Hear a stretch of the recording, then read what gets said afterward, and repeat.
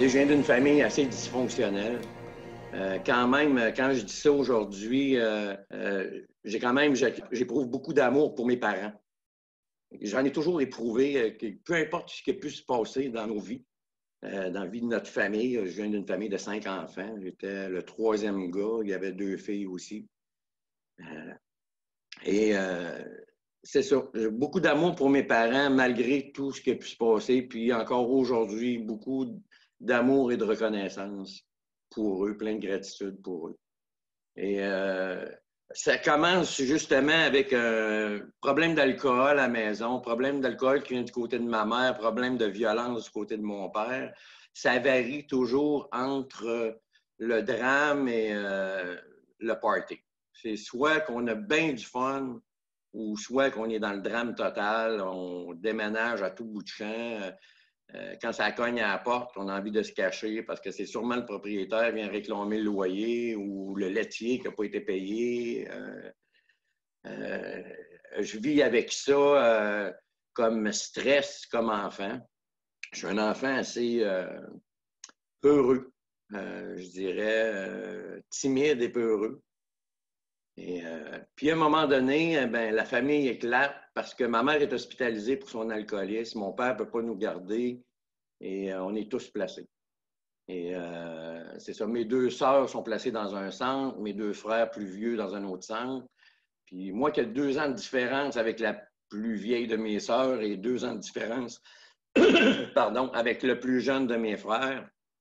Donc, je ne concorde pas avec les mêmes centres qu'eux autres. Ils m'envoient, moi, dans un autre centre, mais seul. Puis, j'arrive à cette place-là qui est un orphelinat. Et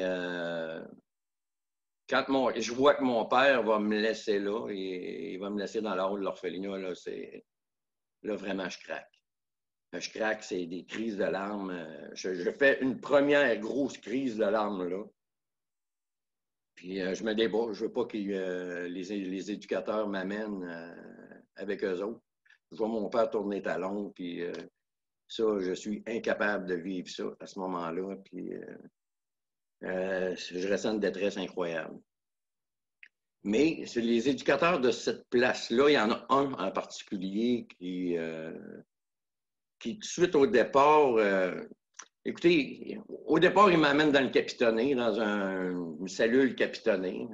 Puis à toutes les fois, après ça, que je vais faire des crises de larmes comme ça, il va m'amener dans ce capitonnet-là, puis il va me sacrer à voler, mais comme il faut, là, vraiment. Là, une espèce de sauvage qui va me raconter comment il va me battre, avec quoi il va me battre.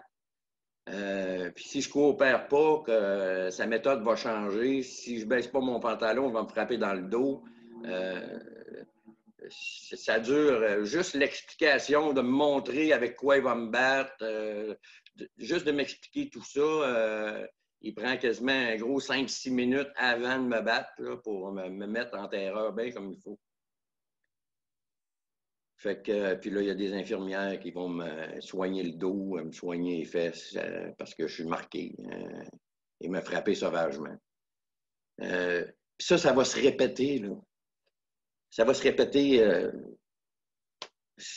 pratiquement 2 fois par semaine. Ce gars-là me déteste. Il n'est pas capable de m'entendre pleurer. Ça déclenche de quoi en lui, une fureur. Puis même, il va aller de temps en temps devant tout le monde à me péter une claque là, au visage là, de toute sa force. C'est un homme, c'est un enfant. Je suis tout petit, je suis tout chétif. Et finalement, c'est ça. Ça va durer assez longtemps. Puis, à un moment donné, c'est là que écoutez, on pense, des fois, on se dit, bon, ben, coudonc, il était où Dieu à ce moment-là? C'était un enfant sans défense qui se fait battre par un adulte complètement fou. Comment ça, Dieu n'est pas là? Ben, écoutez, je vais vous raconter une petite anecdote qui se passe. C'est une anecdote assez puissante quand même. Là. Je suis une journée comme une autre. Là, je suis ils appellent ça le secteur dépannage de l'orphelinat. Tout un paquet d'enfants de tout âge. Il y en a de 5 ans à aller à 13, 14 ans peut-être. Puis là, ça fait déjà un bon bout de temps que ça dure, tout ça. Puis je suis convaincu que je vais mourir de la douleur qui m'habite. Je suis sûr et certain que je ne passerai pas à travers. Je suis dans la fenêtre de l'orphelinat, puis j'espère de tout cœur que mon père va tourner le coin, puis qu'il va venir me chercher. Ça passe plus, c'est fini. Je suis certain que je vais trépasser de ça. C'est tellement douloureux, je ne suis plus capable de vivre ça. Puis, moi, il faut que je vous dise, Jésus, là, à ce moment-là, il n'y a pas grande idée de c'est qui, à part le fait que Jésus, c'est un bébé de la crèche, là, comme on a vu dans les églises dans le temps. Je n'ai pas entendu parler de lui vraiment beaucoup. Puis, je sens que quelqu'un me prend par l'épaule. Puis, en un instant, j'ai comme une espèce de vision où je suis à côté. Puis, je sais que c'est Jésus, puis pas Jésus de la crèche, là. Jésus, le général des armées. Jésus, le Tout-Puissant. Puis il montre une image, on est tous les deux au-dessus d'une montagne avec je suis monté sur un cheval à côté de lui. Puis c'est le chaos en bas. C'est vraiment les êtres humains sont en guerre. C'est fou ce qui se passe en bas. Puis il se tourne vers moi. Puis sans même parler, il me dit, dans ces moments-là, tu vas être avec moi. Puis là, à ce moment-là précis, il y a quelque chose qui monte en moi, une force, un courage que je ne connaissais pas. Moi, l'enfant peureux, terrorisé que j'étais, je me sentais pas envahi d'une mission, mais comme Dieu venait de...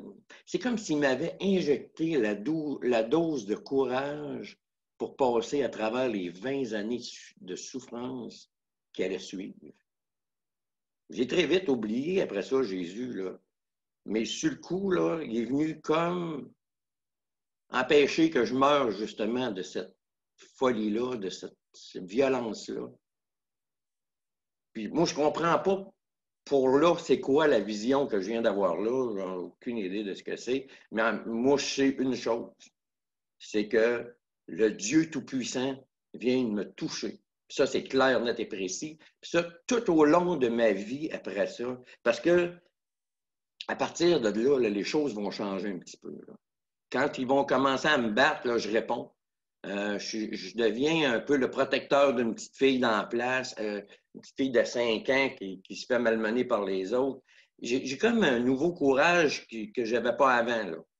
Mais je ne dis pas que c'est pour faire le bien. Là. Je commence à bousculer les autres, puis à faire ma place. Puis tout au long, parce que là, je vais refaire d'autres centres d'accueil. Là, je vais rester là un bon bout de temps. Je vais me faire battre souvent.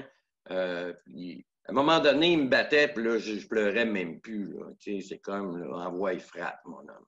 T'sais. Ouais, lâche-toi lousse. Donne-moi-la dans le dos si tu veux. Donne-moi-la si tu voudras. Là. Il n'y avait plus de larmes qui sortaient. Cette force-là là, que j'avais en moi, je l'ai traînée après ça, pratiquement toute mon adolescence, toute ma vie adulte. Puis je l'ai encore aujourd'hui. Mais aujourd'hui, c'est une autre chose. Puis on va se rendre à ma vie adulte, ouais, ma seconde rencontre avec Jésus. Mais là, ça a été la première. Puis, c'est ça, je vais commencer à faire des fugues, à me sauver de ce centre d'accueil-là, puis à commettre des délits. Puis en commettant des délits, là, c'est le juge qui va commencer à me sentencer à... Là, c'est plus une histoire familiale, là, parce que là, j'ai fui, j'ai défoncé des roulottes dans un camping en plein hiver. J'ai tout ouvert là-dedans. J'ai quasiment fait sauter la roulotte en ouvrant le propane pour chauffer à la place. Puis j'ai commis des délits, des petits vols ici et là pour manger, pour me nourrir. Mais là, je suis rendu le petit tomboy. Là, j'avance dans ça là, à 14-15 ans. Là, quand je rentre dans un centre d'accueil, là, je suis prêt à affronter le fou de la place, puis à faire ma place pour devenir le gars qui ne se laisse pas piler ses pieds. Mais là, je ne suis pas en train de vous dire que c'est une forme de courage acceptable, tout ça. Là. ce que je suis en train de vous dire, c'est que c'est une protection. C'est une protection. Donc, l'enfant qui pleurait, pour le moment, est à stand-by en moi. Là. Il va revenir plus tard, à un moment donné. Puis, c'est ça, j'ai eu ce petit courage-là, mais je souffre énormément quand même. Je n'ai pas arrêté de souffrir pour autant, puis je trouve ça aussi difficile. Donc, c'est ça, de centre d'accueil en centre d'accueil, de délit en délit, ça devient de plus en plus sécuritaire. Puis au bout d'un certain temps, j'avais à ce moment-là 17 ans et demi, quand je suis allé à mon dernier centre d'accueil. J'avais été transféré d'un centre d'accueil très sécuritaire à un centre d'accueil de moindre sécurité. Puis ils me connaissaient déjà, la place où j'étais. Puis même quand, à un moment donné, j'ai parlé avec un éducateur, j'étais en confinement. J'ai parlé avec un éducateur, puis j'ai dit, écoute, moi, je m'en vais. Fait que j'ai dit, je vais me sauver. J'ai dit, tu m'ouvres la porte là ou que tu me la rouvres pas là, ou peu importe, je vais partir d'ici. Moi, je vais avoir 18 ans bientôt. Et je veux travailler, je veux me faire une vie, puis tout ça. Puis finalement, ils m'ont ouvert la porte. Puis il me dit, Jean, il dit, je te donne une demi-heure. Je vais être obligé d'appeler la police. Il dit, c'est une demi-heure. Fait que je n'aurai pas de problème. Fais ce que tu as à faire. Fait que je me sauve de ce centre d'accueil-là. Puis finalement, je vais atteindre mes 18 ans. Je vais rencontrer une gang de jeunes qui sont normaux. Puis dans cette gang-là, il y a une jeune fille qui me plaît. Puis je vois. Moi, j'ai dans ma tête, là, de refaire ma famille. Ma famille est détruite.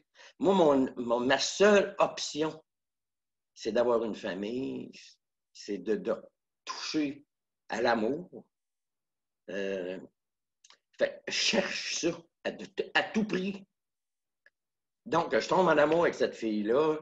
Mais écoutez, là, je suis un petit tomboy, puis je suis vraiment perturbé. Là. Tout au long de mes péripéties en centre d'accueil, là, les rapports psychologiques que j'ai, c'est ce jeune-là, des carences affectives extrêmement lourdes. Le diagnostic, c'est souvent irrécupérable. Là. Il n'y a rien à faire avec ça. Là. Fait que c'est ça, je rencontre cette jeune fille-là, puis elle tombe enceinte, puis elle a un enfant. Je décide de garder l'enfant, moi. La vision familiale, moi, je la veux. Là. Je vise ça. Moi, je suis certain que mon bonheur est là. Aller chercher la famille, l'amour dans une famille, puis tout ça. Mais ces carences affectives-là, puis ces problèmes-là que j'ai viennent perturber tout ça. Puis même si j'essaye, je vais être une couple d'années avec elle, à essayer... mais je consomme extrêmement beaucoup d'alcool, de drogue. Je suis perturbé, je perturbe tout le monde alentour, puis je suis même violent avec elle. Puis je vous signale qu'aujourd'hui, cette femme-là, c'est une amie. Elle m'a pardonné. Et le fils que j'ai eu avec elle, il est parti travailler pour moi ce matin. Il a 36 ans aujourd'hui. C'est ça. À ce moment-là, je suis. Cette perturbation-là m'amène à un moment donné à la quitter. Et à me joindre à des jeunes délinquants comme moi. Puis, à commencer à faire ce que je connaissais. J'avais déjà fait des vols qualifiés dans mes fugues de centre d'accueil avec des armes. Puis je reprends les armes, puis je recommence à faire des vols qualifiés. Puis je me fais arrêter à un moment donné pour des hold-up. Puis je me ramasse en dedans pour une sentence de 2 ans. Cette sentence-là va s'éterniser parce que c'est ma première sentence de prison, puis je suis vraiment pas... c'est un caractériel. Là. Vraiment, ça marche pas, puis je suis violent, puis je suis perturbé, très perturbé. Puis à un moment donné, ça, il faut que je vous raconte ça, parce que c'est assez important. Il y a un prof là-bas, un prof de français, Puis aujourd'hui, il y a une école qui est à la prison de Québec qui s'appelle l'école Conrad Barbeau en mémoire de ce gars-là. Ce gars-là, c'est un petit bonhomme tout petit, avec une grosse bedaine. Il a toujours une cigarette dans le coin du bec. Il fume des Rothman King Size, là, puis un spécial édition. Là. Puis moi, je suis toujours dans le trou. On se ramasse, on prend de la drogue. La drogue est rentrée à pleine porte en dedans. Là. Fait que je prends de la dope, puis quand mon chum se ramasse dans le trou, je vais voir le gardien, puis je dis Hey, ta femme a dosé mon chien, puis là, je l'invite à sortir de sa cabine, puis là, ils viennent me chercher, ils m'emmènent dans le trou. Ça, c'est juste pour aller porter de la drogue à mon chum dans le trou. C'est comme, sans trop donner de détails, c'est ça. Fait que, puis lui, ce gars-là, ce prof de français-là, vient me voir, puis il dit Jean, il dit, tu n'entrais pas d'aller à l'école? Es-tu malade, l'école? Je vais le faire là. Fait que, il dit, viens, je vais te passer des tests. Puis, tu sais, quand il me parle, il me donne toujours une cigarette. Ah, ça, c'est déjà un bon point. Fait que je fume cette cigarette-là, puis je l'écoute parler. Puis là, à un moment donné, je vais y aller. Fait que je vais passer un test, il me remet en secondaire 1. Fait que je le regarde, je dis, regarde, ça n'a pas de bon sens. J'ai 20 ans, tu me mets en secondaire 1, moi, ça ne me tente pas d'aller à l'école. La cigarette sur le bureau, j'en casse pas la tête avec ça. Viens, commence avec moi. On va faire des petits travaux, puis encore la cigarette, il me bourre de cigarette. Fait que ça fait mon affaire, ce côté-là. Fait que je commence à aller à l'école. Puis, écoutez, ce gars-là, c'est assez particulier parce qu'à un moment donné, je suis dans le trou. Je me ramasse encore dans le trou parce que je suis plein de problèmes. Là. Fait que je suis dans le trou, puis ma porte de cellule rouvre, puis je dis, voyons ce qui se passe. Simard, j'ai demandé au contrôle, je m'en vais au contrôle. Mon camarade, il est là debout au contrôle avec sa cigarette dans le coin du bec, puis on a le droit de fumer dans les lieux publics dans ce temps-là. Il dit, tu t'en reviens à l'école. Il me sort du trou. C'est ça. Le trou, là, c'est une sentence donnée par un juge. Là. Fait que ce gars-là prenait des risques énormes pour moi. Puis je comprenais pas pourquoi.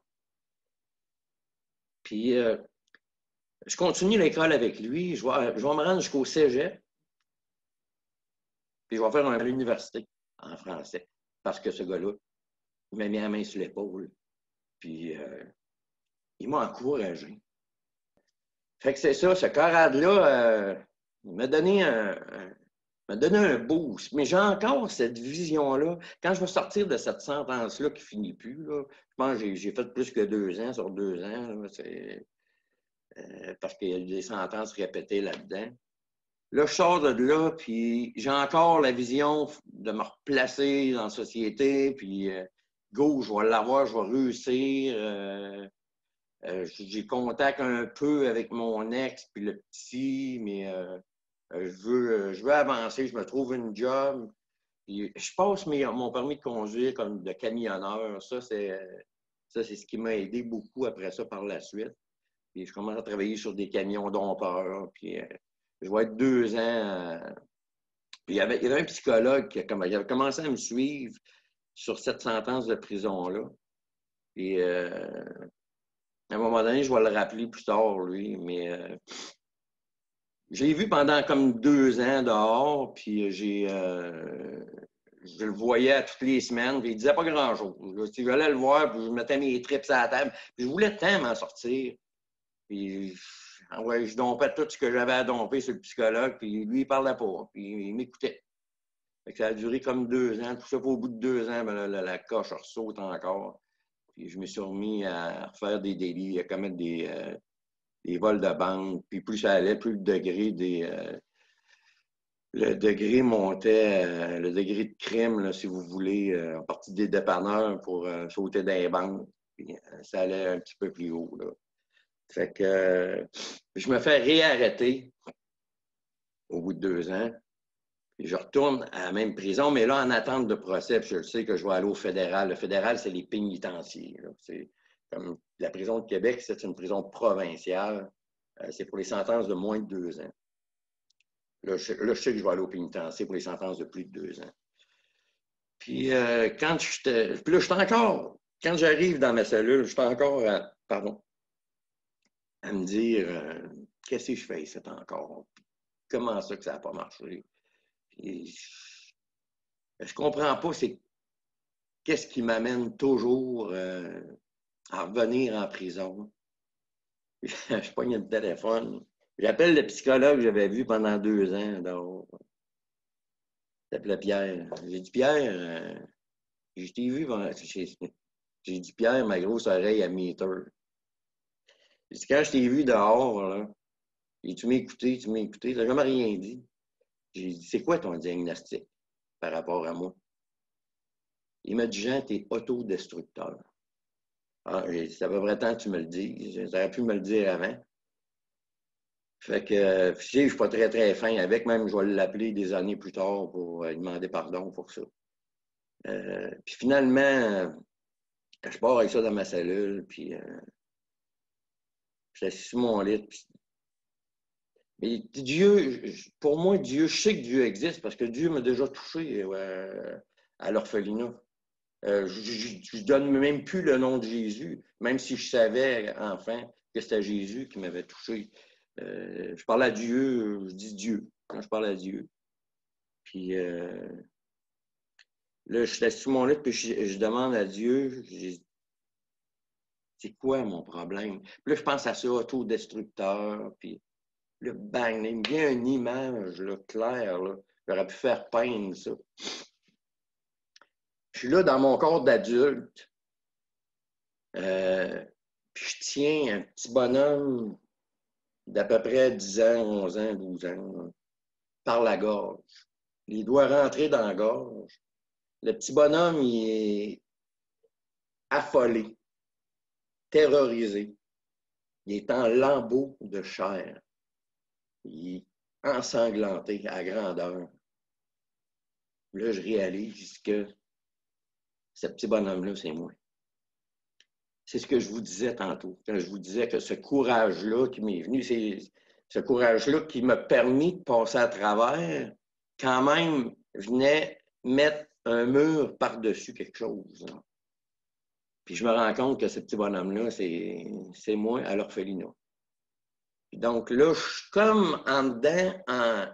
Puis moi, je suis reconnu comme un gars qui ne se laisse pas piler ses pieds. Là. Fait que là, toute la montée qui me vient, c'est la peine, la terreur, la douleur.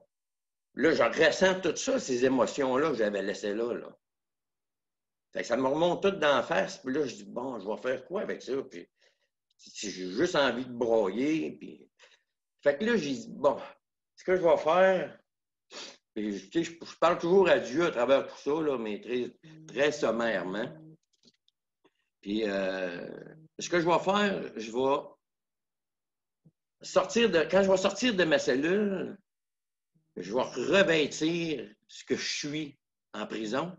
Puis quand que je vais être dans ma cellule, je vais laisser de la place à cet enfant-là. Fait que là, il y avait dans ce temps-là, il y avait la petite maison dans la prairie. Je ne sais pas si vous vous souvenez tout le monde. Là. Ça c'était une affaire à faire broyer. Là. Puis j'écoutais ça dans ma cellule. Puis là, je broyais. Là, je vidais la chaudière. J'avais que la chaudière, c'était un 45 gallons de larmes bien plein. Là. Puis là, quand je sortais de ma cellule, là je retombais. Petit Jean, le gars qui n'a pas peur des autres détenus puis qui est capable de brosser si ça ne fait pas. Fait que je vais m'enligner, je vais avoir une sentence de 5 ans. À ce moment-là, je vais être transféré dans un pénitencier fédéral. Je vais me retrouver dans un pénitencier à sécurité maximale parce que ce pénitencier-là offrait des études universitaires. Puis dans mon niveau d'études où Conrad Barbeau m'a amené, eux autres, ils déterminent que je suis prêt pour l'université. Fait que je vais à l'université là-bas, puis je vais participer à des thérapies, puis je vais même en créer une thérapie là-bas. Là, tout le monde me dit d'un maximum, tu ne peux pas créer une thérapie. Là. Maximum, là, juste pour vous faire un tableau sommaire de ce que c'est, un pénitencier à sécurité maximale, c'est 450 détenus Donc, 420, 410, 420 font en perpétuité. Puis le reste font des sentences de 10, 15 ans, aller jusqu'à 5 ans, 3 ans. Mais ceux-là qui ont des petites sentences, c'est parce que c'est des violents ou qui, dans les autres pénitenciers, sont trop violents pour les autres pénitenciers. Donc, sont classés pour une sécurité maximum.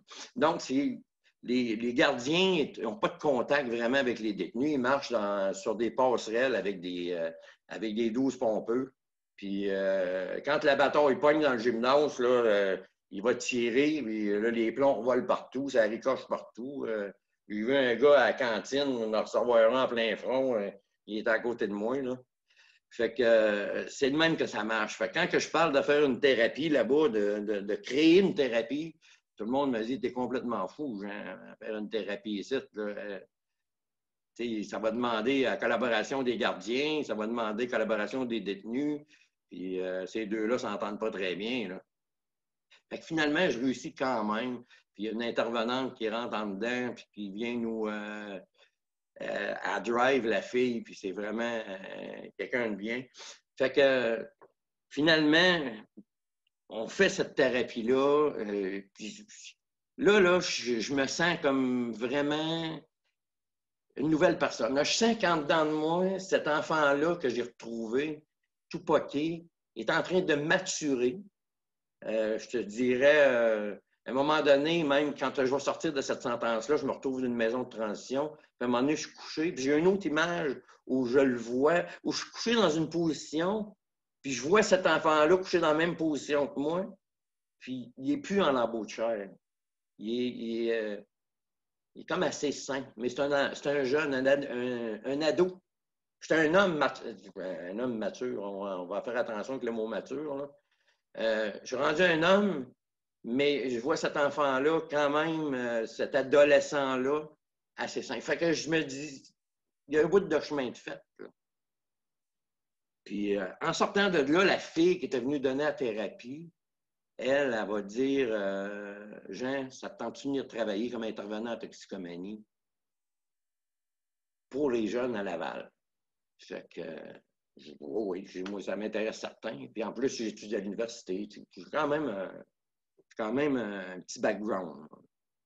Fait que, puis là, il faut que je vous nomme une anecdote. À un moment-là, au pénitencier, il fallait dealer avec, il y a un Iranien qui était là, il était là pour trafic d'héroïne, je pense. Il était là pour 20 ans, je pense.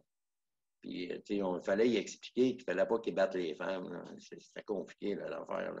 Vraiment, il fallait des interventions. Puis, dans ces interventions-là que j'avais avec les autres détenus, cette fille-là avait dit, Jean, tu as de l'attitude pour ça. Donc, c'est pour ça qu'on voudrait que tu viennes travailler pour nous autres en toxicomanie. Donc, j'ai travaillé 2 ans pour eux autres. J'ai rencontré plus de 5000 jeunes dans les écoles. Puis le programme était parrainé par la police de Laval. Donc, au départ, quand je suis arrivé là, moi, je sortais d'un pénitencier de sécurité maximale, on ne se trompe pas. Là. Puis là, les policiers, ils ont dit, eux autres, ils finançaient le projet. Fait qu'ils ont dit à Diane, ma boss, ils ont dit, le gars qui sort de prison, là, puis qui t'envoie dans les écoles, nous autres, on veut savoir c'est qui. Fait qu'il va falloir qu'il vienne au poste de police donner son témoignage. J'ai commencé là à le donner pas mal, mon témoignage. C'est une première épreuve. Là. Fait que je suis allé donner mon témoignage au poste de police de Laval. Puis à partir de ce moment-là, les policiers de Laval ils ont dit OK, envoyez-les dans les écoles, c'est correct.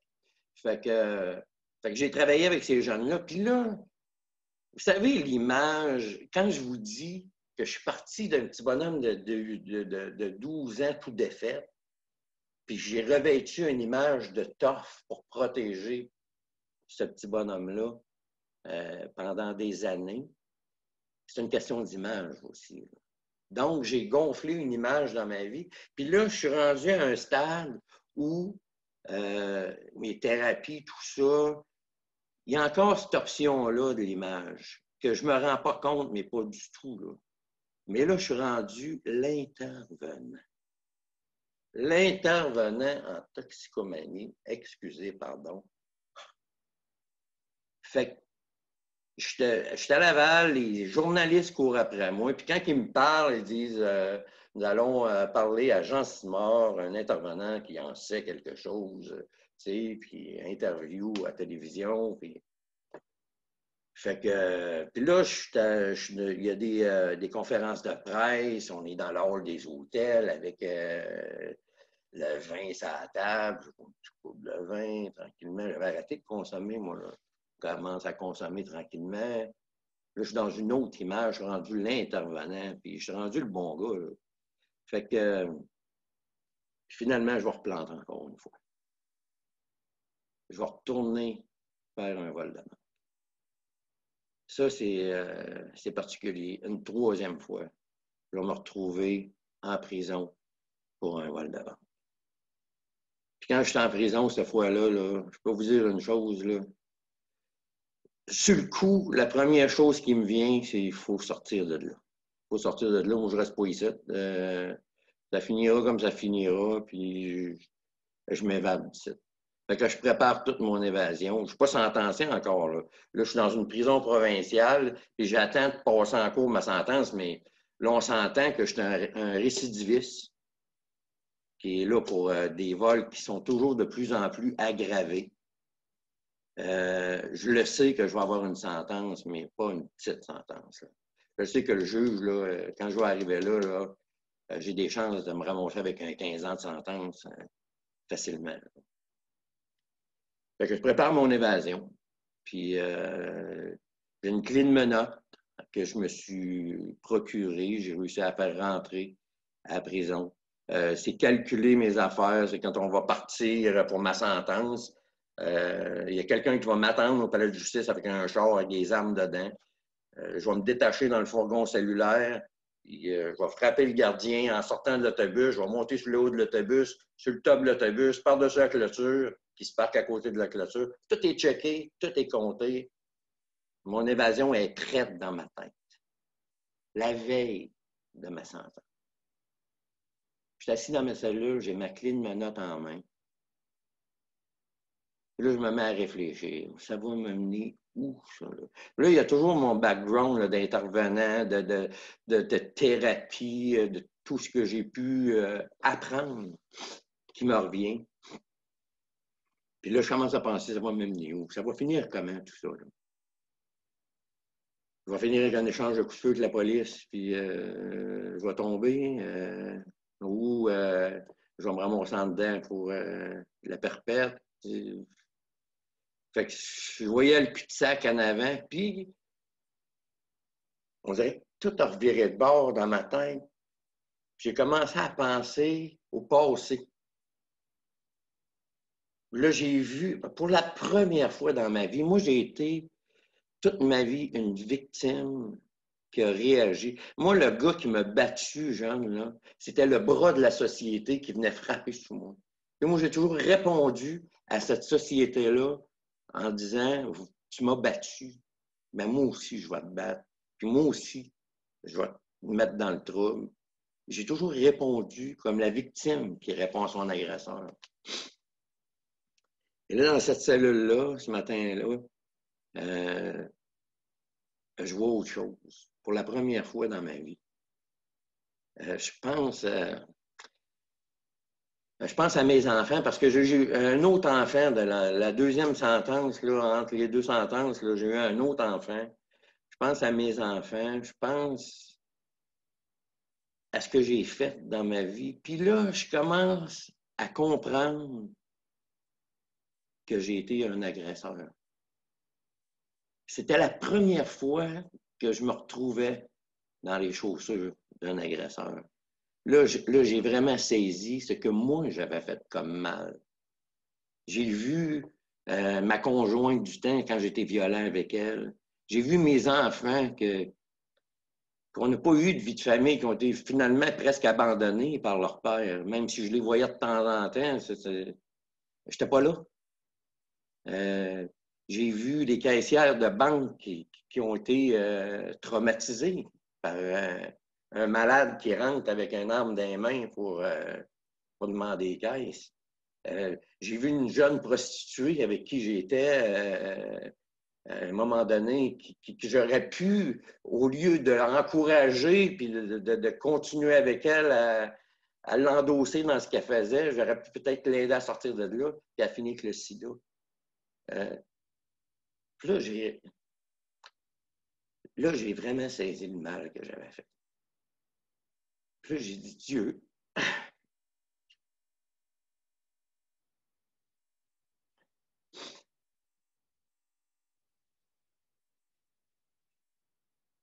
j'ai dit, Dieu, je le sais que j'ai fait de la mal.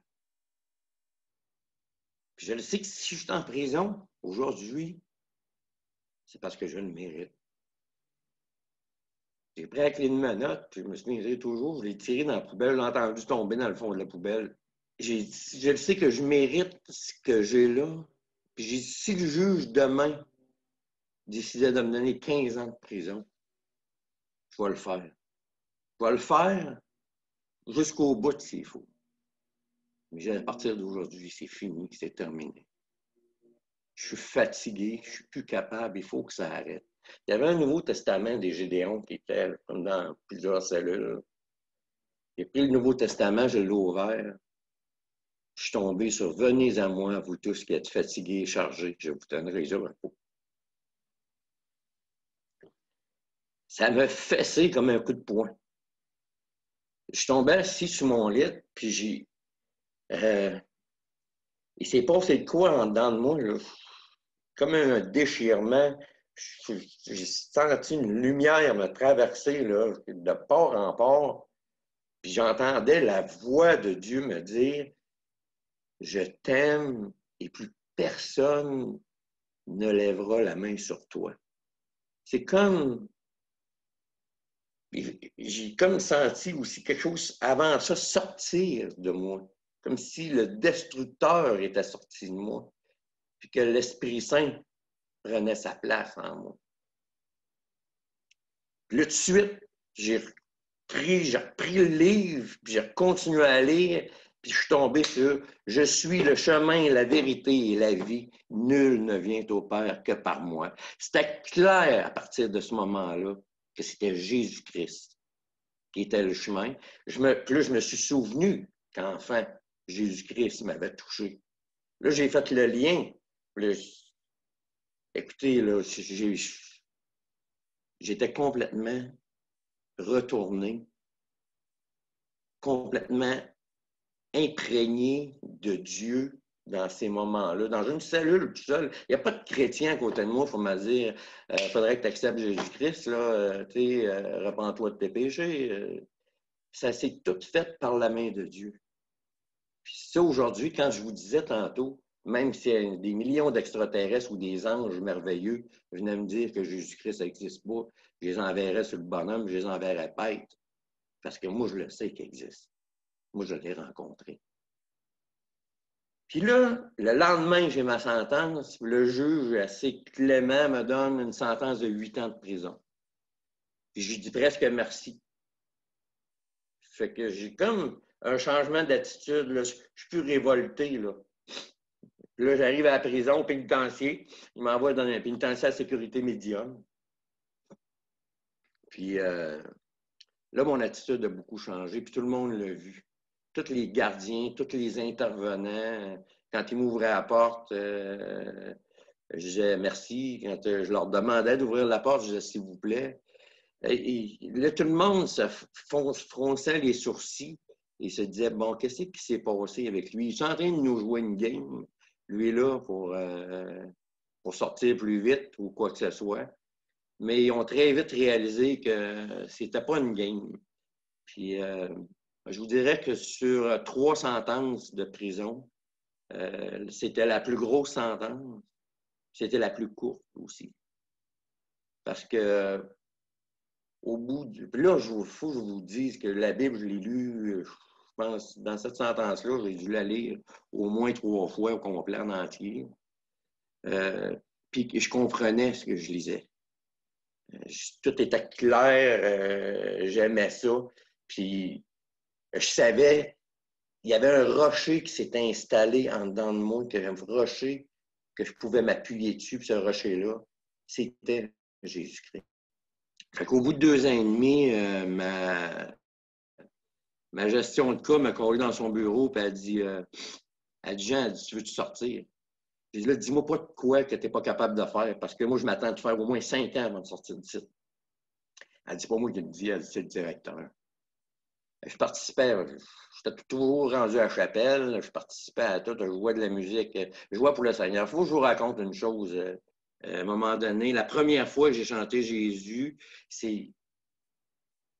Écoutez, j'étais avec ma guitare en avant, puis je commence la chanson. Puis là, je le sais que les gars vont faire les caves. Et les paquets de détenus tatoués partout dans la face en avant, là, puis.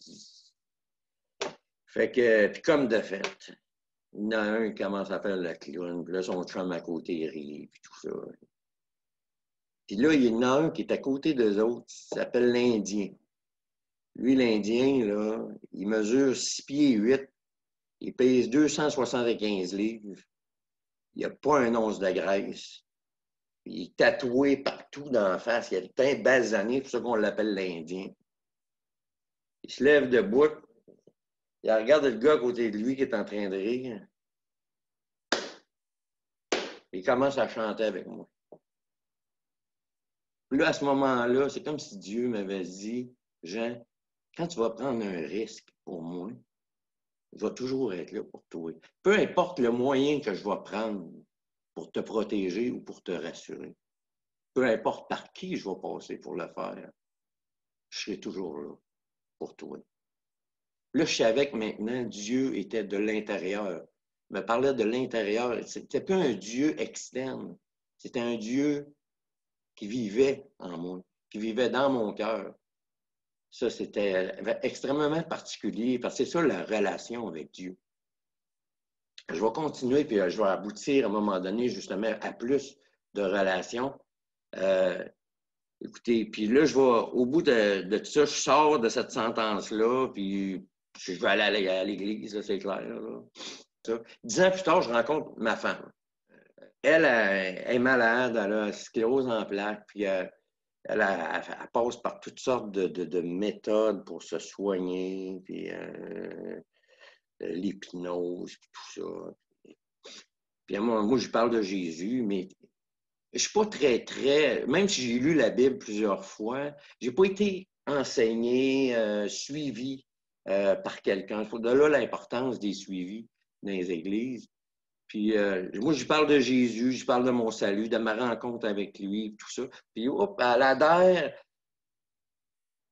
pas mal, puis elle commence à se dissocier de ses affaires. Puis à un moment donné, là, je dis, on devrait aller à l'église. Puis on commence à aller à l'église catholique parce qu'à une autre église, il m'avait refusé.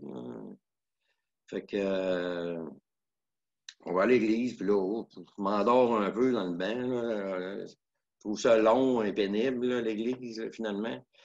Fait que jusqu'à un moment donné, moi, encore ma job de camionneur est toujours d'actualité. Puis je travaille pour une compagnie qui fait de l'asphalte. Puis j'ai même appris à opérer la machine à asphalte qu'on trouve. Fait que à un moment donné, j'arrive sur une lumière, puis il y a un gars qui arrive à la lumière en même temps que moi. C'est un gars que je connais. Il dit Jean, hey, dis-toi, il dit, j'ai déjà fait de l'asphalte. Il dit, ça te tente de venir travailler avec nous autres? Il dit, demain, on a besoin d'un gars. Oh, oui, je vais y aller, je ne travaille pas de cet instant. Fait que je m'en vais travailler sur l'asphalte. J'arrive dans la place. Le soleil radieux, pas un nuage dans le ciel. Le ciel est bleu, clair. Fait qu'on travaille et il se met à mouiller, toi. Hey, ça tombe, là. Je dis, mais d'où ça vient, d'où, ça? Il n'y avait pas un nuage, même pas un petit flocon gros de même dans le ciel quand on est arrivé là. Puis là, des coups, bang, c'est noir comme le poil, puis ça tombe comme des clous. On va tous se réfugier. C'est la galerie de la madame. Elle sort dehors avec des cafés, des biscuits. Puis elle commence à nous parler de Jésus. Je suis touché instantanément. Puis je comprends ce qu'elle dit. C'est clair, clair. Tout ce qu'elle me dit, moi, je le comprends déjà. Puis j'y dis, je comprends tout ce que vous dites. Je lis la Bible, puis je confirme que ce que vous dites, c'est vrai. Puis elle me dit qu'elle a des enfants, qu'elle a pris du centre d'accueil chez eux, puis que je pourrais peut-être aller leur parler, étant donné que j'ai un background comme ça, parce qu'on a échangé un petit peu dans cet âge-là. Là. Fait que finalement, cette femme-là m'amène à son église avec Martine, avec ma femme. Puis on va se faire baptiser là. 3 mois plus tard, on est baptisés tous les deux. Puis on a eu de l'enseignement beaucoup plus riche depuis ce temps-là. Là, je vais voir Régent. Je dis, Régent, il faudrait manifester l'amour de Christ un peu plus dans l'Église, à l'accueil, tout ça. Là, Régent me regarde avec un drôle d'air, puis il dit, Jean, tu serres tout le monde dans tes bras, il dit, qu'est-ce que tu veux faire de plus? Fait que, ben, il faut manifester l'amour de Christ, il faudrait que tout le monde soit un peu comme ça, puis là, finalement, ça ne s'étire pas trop longtemps, puis je pense que je m'en vais chez nous. Là, vous allez voir le bout où le Saint-Esprit travaille le travail live du Saint-Esprit dans la vie de quelqu'un qui a été transformé par Jésus-Christ. Là, j'arrive à la maison, puis à un moment donné, j'entends des éclats de voix dehors, puis je m'étire, puis là, j'ai oublié de vous dire que ma femme avait une petite fille de 4 ans quand je me suis marié avec elle. Puis là, elle était rendue à 8 ans à ce moment-là. Puis Amélie est dehors. Puis le voisin, mon gros voisin plein de tatous, il est en train de crier après. Fait que là, je pars, puis je traverse la maison pour pogner à la porte. Puis là, déjà dans ma tête, là, moi, je le vois débouler les marches dans son sang. Là. Moi, tout mon background est ressorti là. Là, ma femme se glisse entre moi et à la porte, elle dit « Hey! » Elle dit « Tu t'en vas où comme ça? » Puis là, en dedans de moi, là, ça t'est tellement fort. Là. L'Esprit m'a dit, c'est ça, Jean, l'amour de Christ que tu veux manifester. Mais si tu veux manifester l'amour de Christ, il va falloir que tu l'aimes lui, parce que Christ a aimé son ennemi. Là, je suis viré à l'envers et il vient de se passer quelque chose. Puis là, il faut que je vous dise, là, ça m'a arrêté. Ça m'a arrêté, puis ça a fini que j'ai appelé la police, puis j'ai porté plainte contre lui parce qu'il avait vraiment crié. Là. Puis Amélie, pendant que ça s'est passé, Amélie est arrivée par rentrer dans la maison. Fait que ça s'est arrêté là. Puis là, j'ai compris que l'amour, je ne l'avais pas pantoute. Que l'amour, c'est Jésus-Christ qui l'a. Puis c'est son amour à lui. Puis ça, là, c'est extrêmement difficile. Puis encore aujourd'hui, il y a des fois, j'ai dit au Seigneur, lui, là, je sais pas si je vais être capable de l'aimer. Tu peux-tu l'aimer? Puis là, je prie pour l'aimer. Puis je veux l'aimer, mais c'est trop dur. Je le sais, toi, Seigneur, que toi, tu l'aimes, mais moi, je suis pas capable. Puis à un moment donné, il m'a amené à des réconciliations avec du monde. Là. C'est incroyable. Puis je le sais que c'est par son amour à lui, c'est pas par le mien. Puis à un moment donné, il y a une madame qui est là. Puis là, elle me dit, puis c'est quelqu'un de nouveau à l'église. Elle dit, moi, je ne serais pas capable d'être comme eux autres. J'ai dit, ils sont comment eux autres, madame? Elle dit, ils sont parfaits. Hein? Ben, j'ai des petites nouvelles pour vous. J'ai dit, ils sont tous pourris, je serais dans le moelle de l'os, le pasteur y compris. Puis moi aussi. Mais j'ai dit, par contre, on a le sang de Jésus-Christ qui vient nous laver devant Dieu. Puis quand on parle à Dieu, puis quand on se présente devant Dieu, puis quand on va se présenter devant Dieu à notre mort, c'est cette blancheur-là qu'il va voir. Il ne verra aucun de nos péchés. Il va les avoir oubliés complètement. Parce que c'est le sang de Jésus qui nous sauve. C'est lui qui est parfait, pas nous. Il faut que je vous raconte aussi une autre anecdote. Je pense que ces anecdotes-là démontrent à quel point Dieu interagit dans nos vies, mais comme tout le temps. Puis c'est important de les mentionner. À un moment donné, j'étais avec ma femme, puis j'ai parti une entreprise en aménagement paysager. Et vraiment, on fait des insertions de pavés unis dans l'asphalte. Puis vous avez mon background dans l'asphalte, tout ça. Fait qu'on fait quoi de vraiment beau. On a monté ça, des vidéos, puis tout ça, puis on va à la Banque du Canada avec ça. Là, je mets ça sur la table. Puis là, les banquiers, il y a 4 banquiers qui sont assis là. Puis ils trippent, puis ils se disent ouais, on veut prêter de l'argent pour ça. Puis là, à un moment donné, il y en a un qui me dit, Monsieur Simard, avez-vous des antécédents judiciaires? Là, je suis chrétien, moi, je ne compte pas de mentir, là. Il dit oui. Il dit de quelle nature? Quand j'ai dit vol de banque, là, j'ai 4 banquiers devant de moi, là, le menton, là, j'ai tombé ici. Là, je voyais le prêt revoler. Hein. Fait que, puis là, l'atmosphère a changé complètement. C'est tombé très, très lourd dans cette salle-là. Là. Puis là, à un moment donné, plus personne ne sait quoi dire trop. Puis il y a un jeune dans ça, il dit, Monsieur Simard, il dit, vous n'avez pas juste volé des banques dans votre vie. Il dit, ce qui nous le démontre, c'est que vous êtes ici avec un projet d'entreprise. Il dit, y a-t-il quelque chose que vous pourriez nous dire, qui a peut-être compensé un petit peu? Fait que j'ai dit, j'étais intervenant en toxicomanie, puis j'ai travaillé pour les jeunes. Mais ils ont dit, pourriez-vous avoir une lettre de la place où vous avez travaillé qui dirait qu'il viendra endosser ça pour venir équilibrer un petit peu. Puis il dit, il va falloir que vous nous ameniez votre dossier judiciaire aussi. Fait que, je vais vous dire, je n'étais pas très, très motivé. J'étais chez nous, puis là, à un moment donné, Martine a dit, le dossier, elle sort le dossier judiciaire, le bottin téléphonique. Elle met ça sur la table. Parce qu'on était en processus de faire une demande de pardon. Puis Martine avait réuni, ma femme, tous les papiers pour ça. Donc, mon dossier judiciaire en faisait partie. Puis, il était ça d'épais. Fait que vol, séquestration, puis vol de la dynamite, puis comme de la folie, là. Fait que moi, j'ai oublié ça, le prêt. On ne retourne même pas là, là. Martine a dit non. Elle dit, je crois pas en Dieu. Ma femme était là souvent pour me ramener, pour dire, hey, laisse faire les autres, laisse faire le reste, là, puis avance.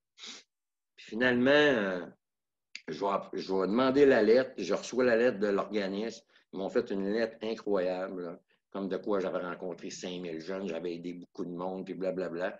Puis ça s'est retrouvé sur le bureau du président de la Banque du Canada. Mon dossier judiciaire, gros comme un bottin, puis la lettre à côté. Puis ils m'ont autorisé le prêt. Ils m'ont autorisé un prêt de 43 000 $. C'est assez particulier, là. Ça me dépasse tellement, là, ces choses-là.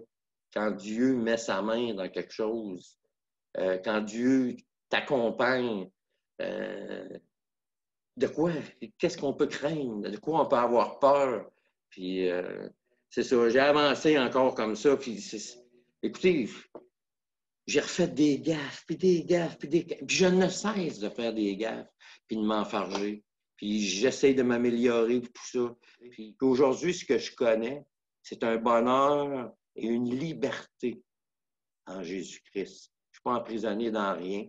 J'encourage tous ceux-là qui ont peur peut-être du jugement des autres à vraiment faire le pas et se tourner vers Dieu. Puis Dieu là, va leur donner tout ce qu'ils ont besoin.